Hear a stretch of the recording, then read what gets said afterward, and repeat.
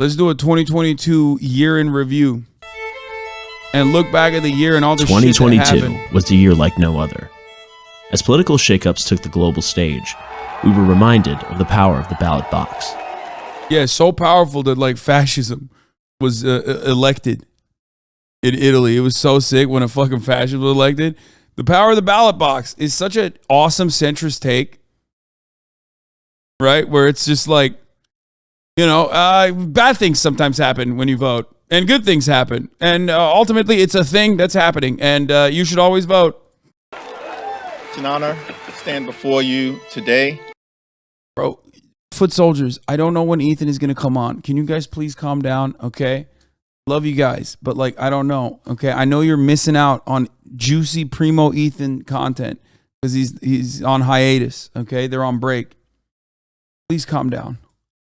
As the incoming House Democratic leader. Even as authoritarians tightened their grip, we continued to fight for justice and argue over what that means. Yeah, okay.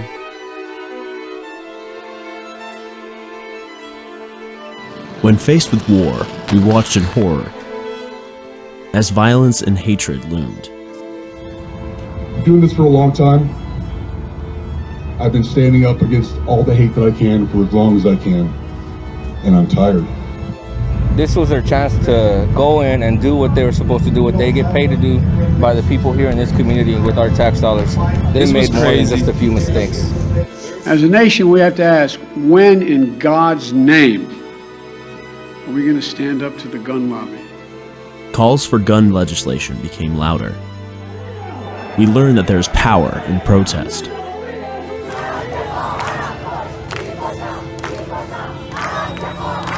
And that together, our voices are stronger. 1 year ago, Omicron had just been identified. At that time, COVID-19 was killing 50,000 people each week. Last week, less than 10,000 people lost their lives. While we made great strides in our response to global health emergencies, there were drastic changes for many across the nation. Your body, your body, your choice, your choice. Our bodies, our bodies, our choice. Abolish generation, abolish abortion. There's like something very liberal about looking at the greatest undermining of civil liberties in like a developed Western nation that was done in the least democratic way possible after a 30-year-long project, and only hyper focusing on the unification aspect of it, where it's like, well, we learned that like your voices matter in protests. You know what I mean? They did that with Black Lives Matter protests when they were covering it in 2020, and they did that now with like the abortion stuff. And both of those are like clear-cut examples, like basically confirming the reality that no matter what you do, your voice doesn't fucking matter. No matter how angry you get, it doesn't fucking matter. It's just like, you're just going to get mad. Nothing will materially move in your direction, okay? No material changes that benefit you. Whatever the fuck they want up there, they get to have. If anything, it just shows that like protests don't work at all, and it's like meaningless.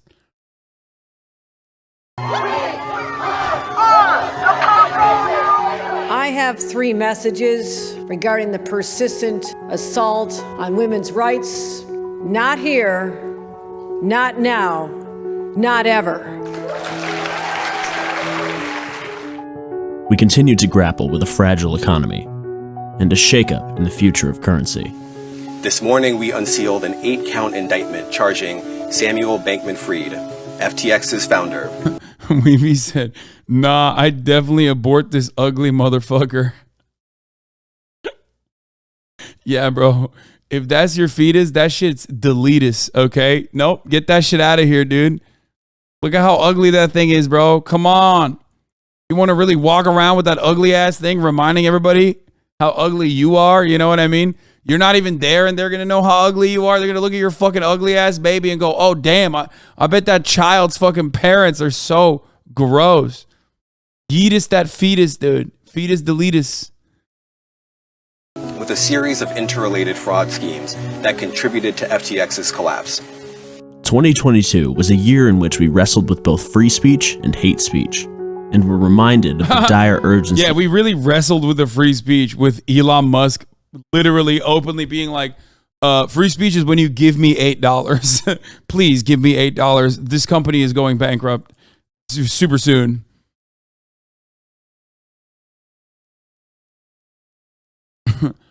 Speech and hate speech, and were reminded of the dire urgency of the climate crisis.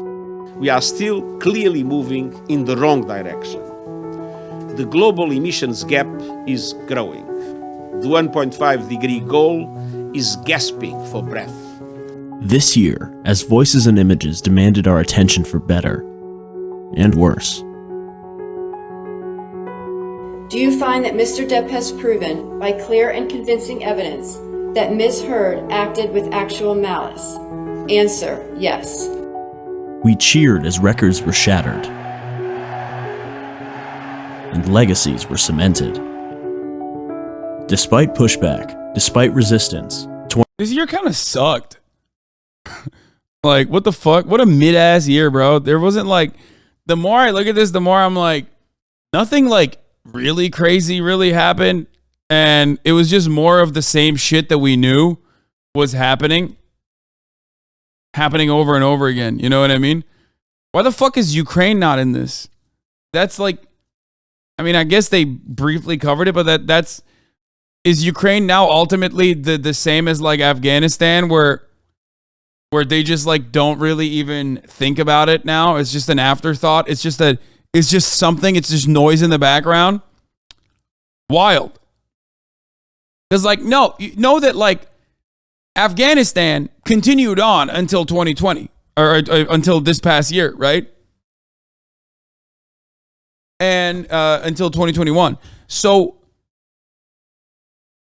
they basically stopped covering it as though it was, like, a serious thing for the last, like, 15 years of that invasion, okay? And I feel like we're there now with Ukraine. Like they fucking covered it like nonstop. It was like everything that anyone could talk about and think about. And now it's like in the background. It's background noise. It's on autopilot, you know?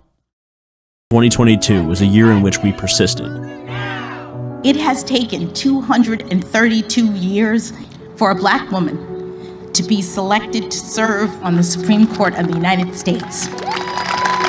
Following years of uncertainty and a global pandemic that has proven to be one of the most challenging events in human history, we forged on, prepared to tackle what lay ahead. Turkey. And as we continued to extract the possible from the impossible, this year taught us, above all, that our voices, no matter how big or small, can change the world.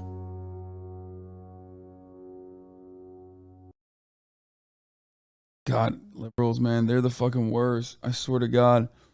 American collective amnesia strikes again. All of the people spamming libbers are the leftist equivalent of 4chan kids. The focus of the video is primarily the U.S. with some mentions outside world. Pretty American take. What? This is libbed up as fuck. But yeah, ultimately it was like, this was pretty mid. This was a pretty mid-ass year. I'm not gonna lie. Like, Lizzie in a box. That was kind of interesting.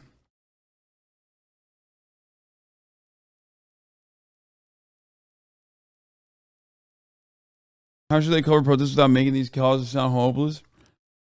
I don't know.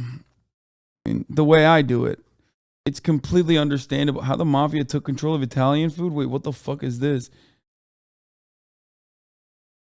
I guess midterms were a surprise, yes. Shinzo got murked in the most successful assassination of our generation.